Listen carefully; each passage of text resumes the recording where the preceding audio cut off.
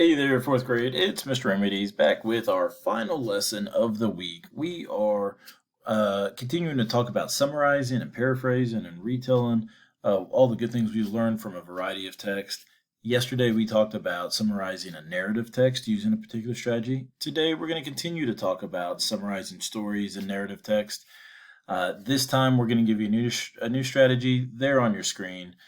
We're going to summarize based on what a character wants. All right. As always, we have a learning goal for this lesson. And so we're going to scoot on over to the next slide, see what that is. So that way we know we're going to be successful today.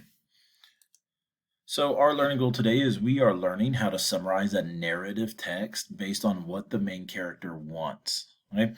And again, just like we did yesterday, I put in narrative text because this strategy can be applied for biographies, or memoirs as well.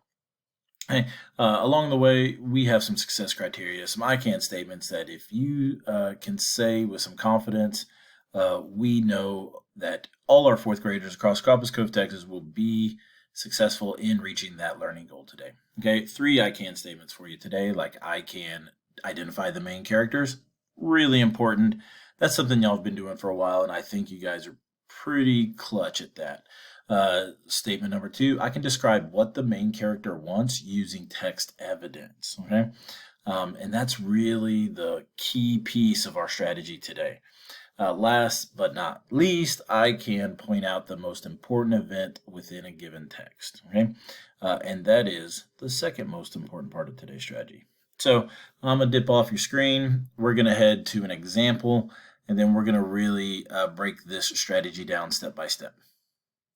So step 1, you guys know you got to identify the main characters. You can't summarize something based off what the main characters want if you can't identify the main characters.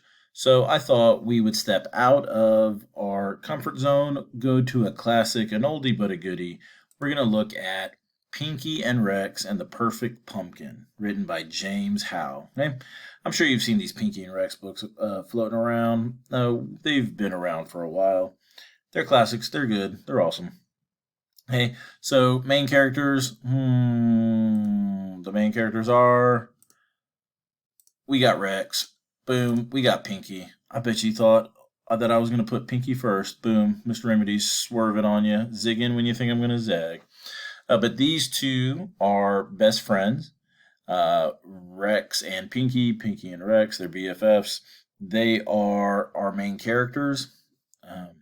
And you know what? They're so important that they named the whole story after them, named the whole series after them. So clearly, these are our main characters. However, we really want to focus on the character of Rex. Okay, so step number 2, identify what the main character wants.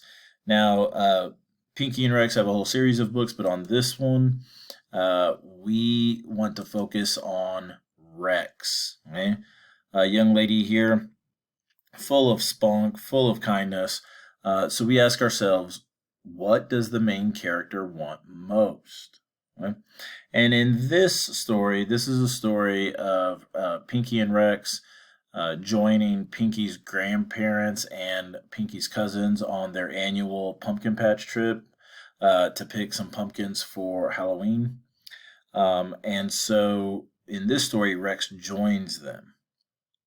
And so we can figure out by reading chapter 1, which is not a long chapter at all, but reading chapter 1 that Rex really wants to be included with Pinky's grandparents and cousins. She really, really wants to be accepted by them, to be included in their conversations, in their activities, and their jokes and whatnot, which is completely understandable if you're going to spend a day or weekend with a group of people. You want to be included. So that's step number 2, that after we identify the main characters, we want to identify what the main character wants, right? Moving on to step 3. Now, step 3 is where we're going to put a lot of our good reading comprehension skills and our synthesizing skills to use, because this is really the hard work step. So moving on, I found that information. All right. Step 3 is think of one event per chapter that connects back to the original want. You can look at it as in chapter when you're reading chapter books, or paragraphs when you're reading like a selection on the STAR test, or section or paragraphs if you're reading a book that doesn't have chapters.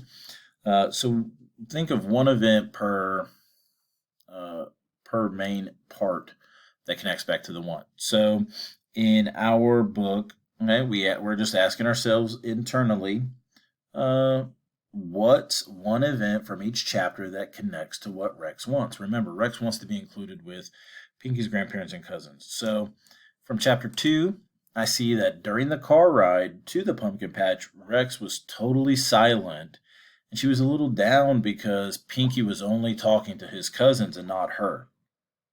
Okay. So she felt really left out and really kind of bummed out about that. And so this sentence, this part of the passage really lets me know that she really wanted to be included.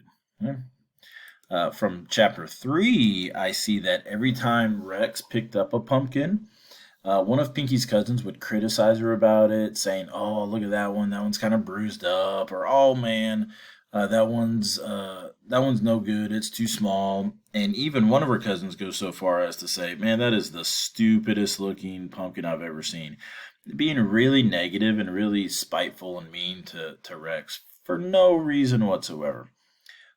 So that's step 3. Think of one event per chapter that connects back to the want. Right?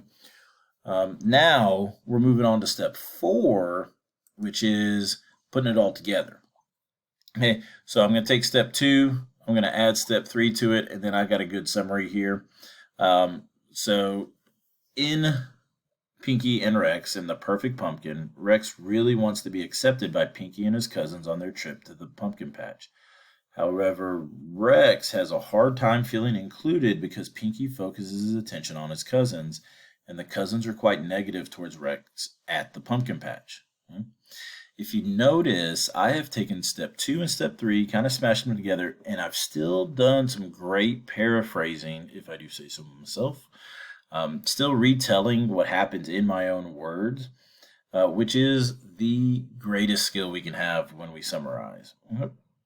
All right, so we've knocked that out of the park, and let's move on to a review so you guys can give it a try on your own.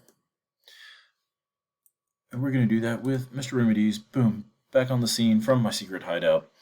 All right, remember, one way to summarize narrative text is to focus your summary on what the main character wants. Right? Usually what the main character wants drives the story, so that can help us focus our summaries. Okay? There are 4 steps to doing this. The first one's really obvious. It's identify the main characters, and specifically the one character that really has the strong desire. Okay? And that's part 2, identifying what the main character wants. Then, number 3, think of one event from each chapter or each main section that connects back to that original want, and then list those events. There should be one major event in each portion or each chapter of that storybook that really lets you know or really connects back to what you have identified as the main character's want.